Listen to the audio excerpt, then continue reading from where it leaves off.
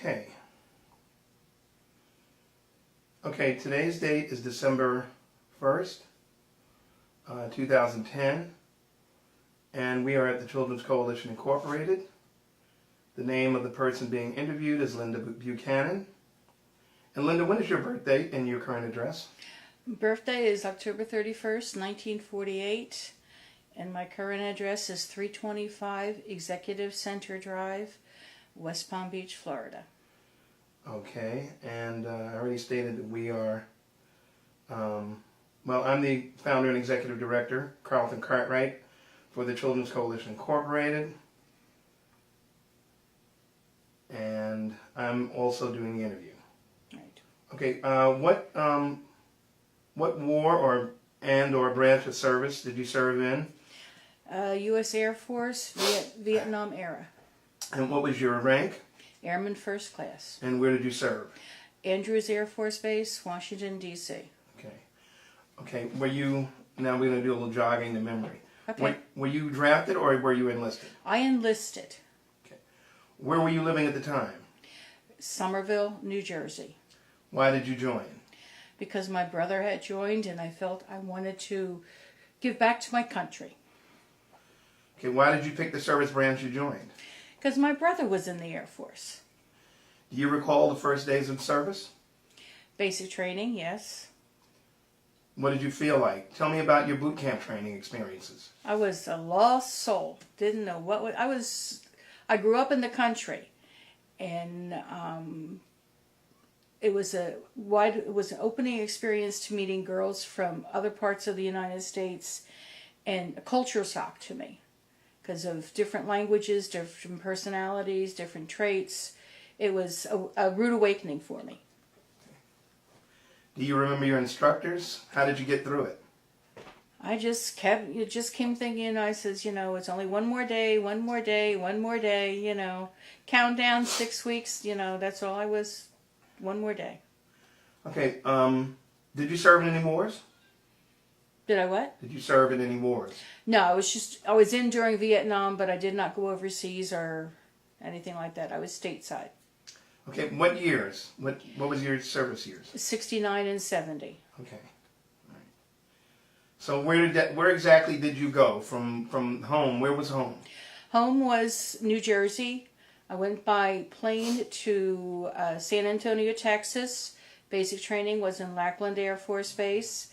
And from Lackland Air Force Base, I took a bus to Keesler Air Force Base in Mississippi, where I attended personnel specialist training.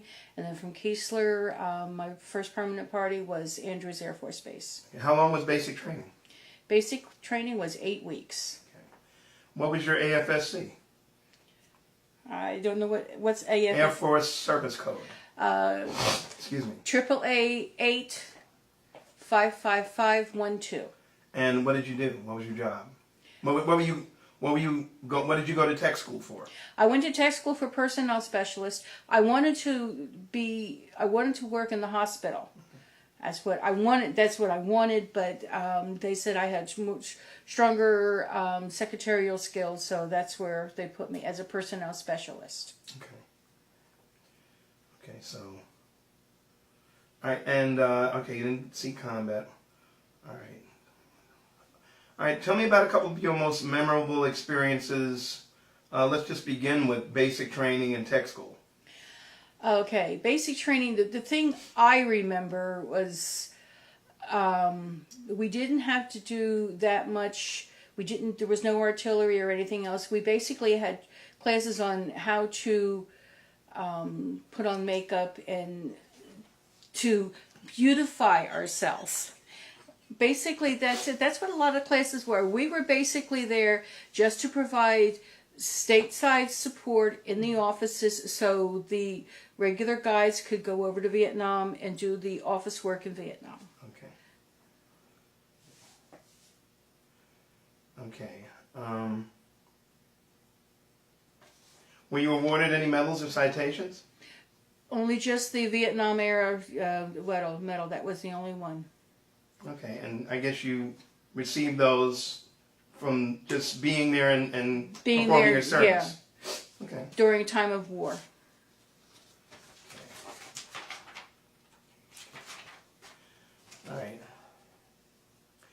So, where were you stationed?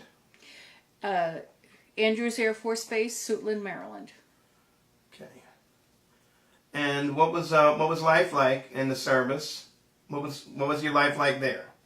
It was barracks living. I liked living in the barracks. I had a very good roommate, and we had a good dorm all the way through. I got a chance to meet a lot of different people from different parts of the United States, which I enjoyed. That does happen. How did you stay in touch with your family? I was only 4 hours away from where I lived in New Jersey, so my mom and dad, every once in a while, they would take a day trip and come down and just pop in and visit me. They'd come into the day room, and somebody in the day room would come get me and tell me I have a visitor, and it would be my mom and dad. Was that generally on the weekends? Which basically on weekends. Right. Both my parents were working at the time. Gotcha. What was the food like? The food was not good or not generous to if you were on a heavy person like I was. It was not like it is now. It was more like assembly line food, fried food, and it was not good to the waistline. It was not good to. Wasn't healthy. It wasn't healthy at the time. It was more sustain you until your next meal. Right. Okay. Did you have plenty of supplies? Did you have everything that you need? In terms of clothing, anything I needed, I was provided. Or if I needed some personal items, the PX wasn't that far from where I lived, where I could walk around and go to the PX if I needed it. And the same thing at work? Did you have everything you needed at work? Yes, Okay. everything was provided for me. Did you feel any pressure or stress? No. Actually, I liked my work. I liked what I was doing. I had a friend who worked in assignments, and he told me I needed one more stripe and I could go overseas and work in the American Embassy in London. And that's what my goal was. I was going to make it a career. And then I met my husband and got married, and my whole life changed. Okay, was there something special you did for good luck while you were in the service? Not really. I just kept my head about myself. Okay, how did everybody entertain themselves? We had TV more than anything else, and we had a lot of radios. When we always went to the day room, there was a TV in the day room, and there was always somebody in the day room that you could sit and talk to. Okay, was there ever any entertainment on the base? Bob Hope came. It was one of his kickoff tours. He used it Andrews as his kickoff tour. Unfortunately, somebody had to stay behind and man the office, and I was the newest man on the office, so I stayed behind. Okay. Everybody else got a chance to see Bob Hope, but I didn't. Did they bring any photos back? No. No pictures. No. Okay, when you went on leave, what did you do? Where'd you go? I went back home to New Jersey and just spent time with my mom and dad. Besides Andrews and back home, did you travel anywhere else while you were in the service? No. I wanted to travel, but because while I was in the service, I got pregnant and then I was discharged. I didn't get a chance to do anything that I wanted to. Okay. All right. Do you recall any particularly humorous or unusual event from day one to the last day? Anything? No, nothing really. It was just one day at a time. I remember having to do a lot of walking. We marched everywhere, and even when I went to permanent party, we did a lot of walking. But we had buses to take us because the dorms were on one side of the flight line and the offices were on the other side of the flight line. Okay. And the flight line was like 2 or 3 miles wide or whatever, so we had buses to get us to work and back again. Okay. Were there any pranksters in your unit or on the base? In other words, what were some of the pranks that you or others would pull? Oh, the normal stuff. The shaving cream in the sheets and the short sheets. You'd wake up in the morning and you go to put your feet in your shoes and ew, there's gooey stuff in your shoes. Typical stuff. Typical, female stuff. Do you have any photographs? I don't have that many. Okay. Didn't take that many. Okay. All right. But I am registered in WMSA, And my picture is in WIMSA, and my history is there also. What is WIMSA? Women in Military Service. Okay, cool. That's outside of Arlington. Okay. What did you think of officers or fellow soldiers? I've treated them as equal all the way through, except for when I told my master sergeant that I was pregnant, and he says, "You are a disgrace to the uniform." And I said, "Why is that?" He says, "Because you're pregnant." I said, "It wasn't planned." He says, "You're still a disgrace to the uniform." And within 3 weeks' time, I was out processed completely. Didn't even give me a chance to do anything. I was done. Did you keep a personal diary? No.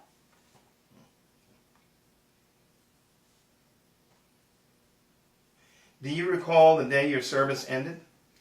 Yes, I do. My husband had already left for Vietnam, and I was very, very sad about the whole thing. Didn't want to leave. I wanted to stay longer, but I was told I had to leave because they did not have uniforms to accommodate me. This was 1969 now. 1969. No such thing as sick leave at that They time. did not acknowledge you once you were, and the only saving grace was I was married. There was somebody else in my unit who was not married, and they ostracized her so bad because she was not married and she was pregnant. Excuse me. On the day that your service ended, I take it you were still in Andrews, Yes. right? Okay. Yes. What did you do in the days and weeks afterward? I drove home to New Jersey. I spent some time with my mom and dad, spent some time with my in-laws. They were also from New Jersey, and I didn't really do that much of anything because I was pregnant, and everybody says, take life easy, take life easy. My husband was in Vietnam, so there was letters coming back and forth. I remember every morning waiting at the window we had a post office box, and my mother would go and check the mail every morning on her way to work. And when she rode past the house, if she had mail for me, she'd pull in, and I would have a letter, and that was what would get me through one day to the next, was the letters from Vietnam. Okay, did you work or go back to school? No. Or at what point did you do any of that? I didn't work. I stayed home, had the one child.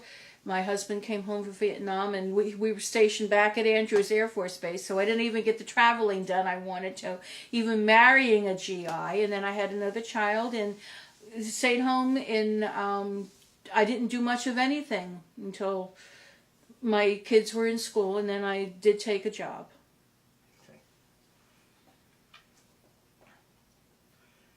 Have you gone back to school ever since? In other words, did you get to use the GI Bill for school at all? Yes, I did. I went to community college. I had 3 semesters in community college in medical secretarial school, and then my marriage broke up, and I did not pursue it after that. Okay. Did you make any close friendships while you were in the service? Not really. So obviously, you didn't continue in any of the relationships. No. Okay. The only one was the girl who stood in my wedding with me, but she was going through a tough time too, and we sort of broke off relations and never really got back together again. Okay. Well, I know the answer to this question, but anyway, did you join a veterans organization? Yes, I did. How many? At one time, I was in 2. I'm Women Veterans of Americas, which I've been active in since, 97, 98, somewhere around there. Right. And I joined the American Legion post-12. Okay. But I'm not active in that. In the American Legion? In the American Legion. How long have you been in WOVA? WOVA, right? WOVA? Women Veterans, right. Okay. Yeah, women veterans. Since 1998, and I took office in the year 2000, and I'm still in the same office as treasurer. Okay. Obviously, you enjoy it. I enjoy the people. I've seen a lot of changes. We had a lot of World War II members. Now I see we're getting more of the Vietnam era. We have some Korean members in there too, and we are getting some OIE, OIF, veterans too. What is OIE, OIF? Operation Enduring, OIE, OIF. I know it's the guys coming back from Iran and Afghanistan. They call it Operation Enduring Freedom, and I don't know what the other one is. Okay. That's all right. Okay. What did you go on to do as a career after the war? Or after service? When I went back to work, I worked in a nursing home part-time. I worked cleaning offices. I worked for a newspaper. And then I worked for a hospital. I finally got to work in the hospital. I worked in Central Supply. Then I developed health problems, and I was told I needed to, if I didn't want to be in a wheelchair by the time I was a certain age, I needed to get off the job that I was on my feet. So I went to the unemployment office, and they said, I see you're a veteran, and I said yes. And they sent me to the Department of Veterans Affairs in Somerville, New Jersey, where I applied for a job, and I've been with them ever since. So I'm still with the government, and I'm still in the military in a roundabout way. Got it. Obviously you enjoy it. I enjoyed my job. Okay. Did your military experience influence your thinking about war or about the military in general? Not really. I just took it one day at a time. I mean, I approve of the wars, only because I know what the guys are, what, you go through stateside or whatever, I didn't really faze me one way or the other. Okay, in the veterans organization that you belong to, what kinds of activities does your post or association have? We did a lot of, we did the back to school supplies for the children. At one time we adopted a family during the holidays, and we provided clothing and food and stuff for the family. We don't really do that much other than we talk about women's health issues more than anything else right now. Can you tell me anything about the event that your group participates in out at the fairgrounds at the South Florida? That is the Vietnam Veterans Group. They participate. We help out. We help, and we sit at the booth, and we provide information about the organizations and about the military in general. If people have questions or whatever, we're there to help them in any way that we can. Okay.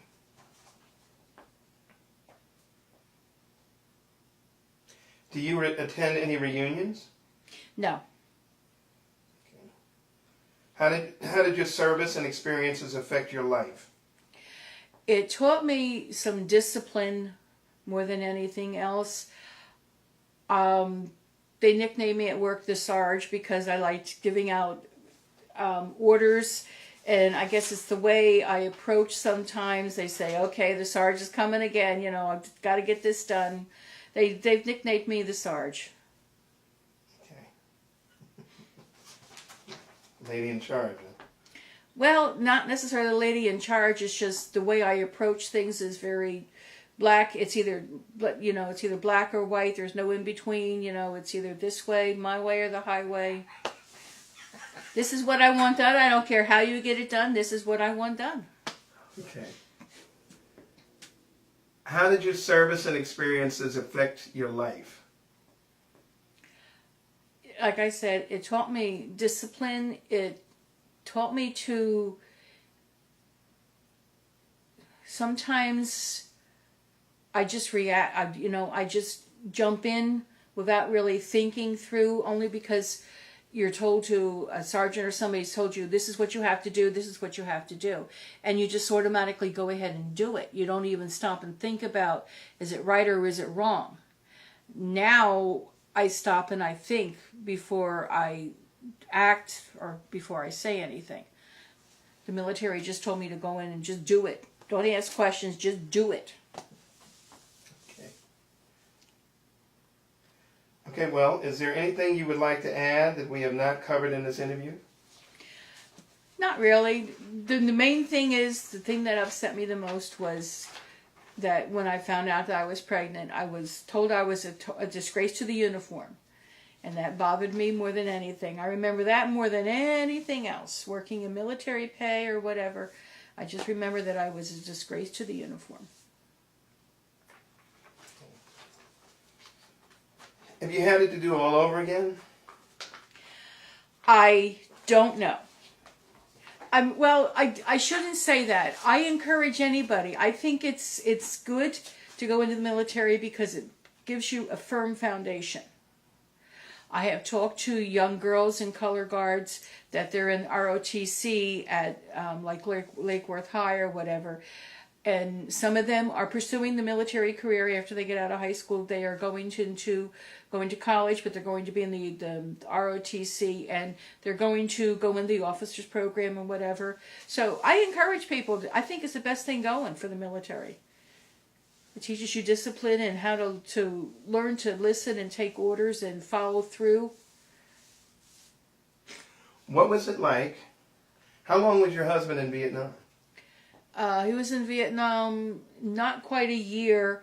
He came home early because that was in 1971 when he came home, and they sent him home early because everybody the war was ending, and they were bringing all the GIs back home early. So he was home for maybe like 6 months, and then he was out of the service because they needed his position for somebody coming back from Vietnam. What was his position? He was an MP. Okay. So how long was he over there the whole day? He was over there not quite 1 year. You need a tissue? No, I'm fine. You all right? Yeah, I just get emotional on some things. That's fine. That's fine. How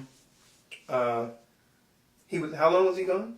He was gone about 11 months, not quite a year. So what was that like for you, with him being in Vietnam, and well, you were in New Jersey or Andrews. I did a lot of things, the pregnancy and everything. I did everything alone. Mm-hmm. So my daughter was 2 weeks old before he knew mm-hmm. that she was born, because he was on remote duty when the American Red Cross notified him. And when he came back, it was an adjustment for us because we met and we got married very fast. We only knew each other about 3 or 4 months before we got married, and he went over to Vietnam. So it was like a learning experience all over again. Getting to know him, he had a mild case of PTSD, mm-hmm. which he worked his way through. Okay, so you said that you all used to write back and forth to each other? Write back and forth. Okay. That was basically, there was no phone calls, or there was no phone call cards or anything like that. Right. So the only communication was writing back and forth. And sometimes I would get like 6 or 7 letters all in one time, and then I would go 3 or 4 weeks with nothing. Mm-hmm. So, and then when I get a letter again, he says just came back from, he was in Phuket, I think is where he was stationed. He was up in the remote access in the hills, and he couldn't, no communications. No letter writing or anything like that. So that's why I would get the 6 letters at a time, or I would go 3 or 4 weeks with no letters whatsoever. Mm-hmm. So it was a trying time. Here I was pregnant and very discouraging. My parents could offer me only so much support, but the husband wasn't there to give me the support during the pregnancy. All right, please forgive me. You were home in New Jersey, or you were at Andrews? I was home in New Jersey. All right, so how far away were you from your parents?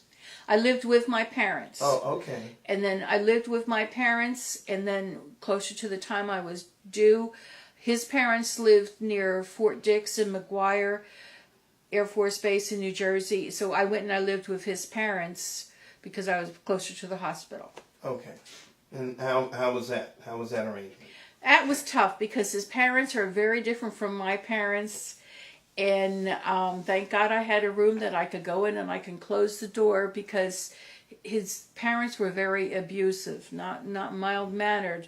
They were verbally abusive. You know, they did not approve of our marriage. They did not approve of the baby. They did not approve of anything that we did.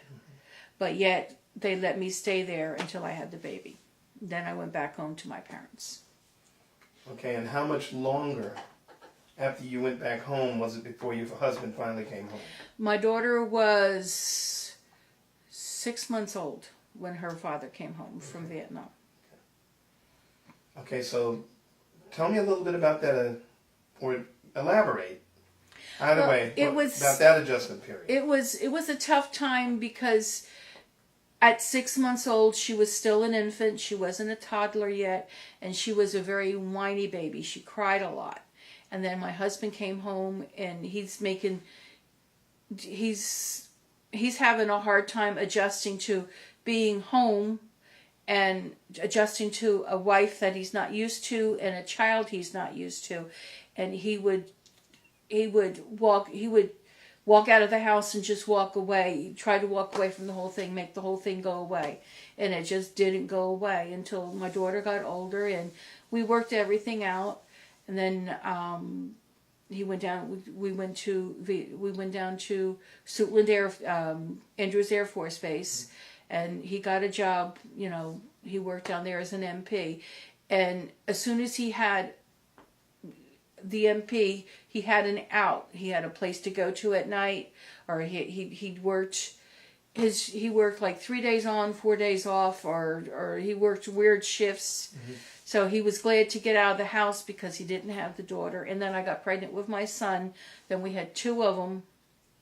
And then he got out of the service early because they needed his position for people coming back from Vietnam. Mm-hmm. So he did not fulfill his full 4 years. So when he came back, he had to work with the reserves. He went in for the reserve to fill out his full 6 years commitment. Mm-hmm. I didn't have to do any of that because I had a honorable medical discharge. Okay. That was it. Right. If you don't mind, can you give a little information about that post-traumatic distress disorder? The biggest thing with him was he was an MP over there, and in the mornings when I would go to wake him up, I would shake him on the shoulder. I would say, "Bob," and he would jump up, and it was almost like he was ready to choke. You know, he was ready to choke me until he realized where he was and who I was, and then he would back off. Mm-hmm. He was like that for 3 or 4 months until he finally settled down. But he never really relaxed completely. He was always on the defense. He was always ready to, at the moment's notice, if you talked to him the wrong way, or if you tapped him on the shoulder the wrong way, he was ready to turn around and he was ready to choke you. Really? Okay. That was part of the issues with the marriage breaking up. Okay. All right. Well, that was the next question. I mean, it seems like you're able to talk about it now, but then, how did that make you feel? I didn't understand. Mm-hmm. I mean, I knew to a certain extent that he was in a remote area and that his living conditions were not good. And like I said, we were only married for maybe like a month to 2 months before he shipped out. And so he wasn't even used to having a female around him. You know, our actions are different. We approach things differently. Mm-hmm. He was more used to having the guys around him all the time. So then when he came back, he had to put up with a wife and a child and going through all these actions. He was just having a hard time. Drugs, I think he was into drugs. I wasn't sure. Over in Vietnam, it was very rampant at the time. But when he came back, he seemed to settle down on that part a little bit. But the biggest thing was the waking him up and ready to choke you, ready to kill you. Okay, well, is there anything else that you'd like to add? No. No? No, I just did what I wanted to do. Okay, well, talk about it.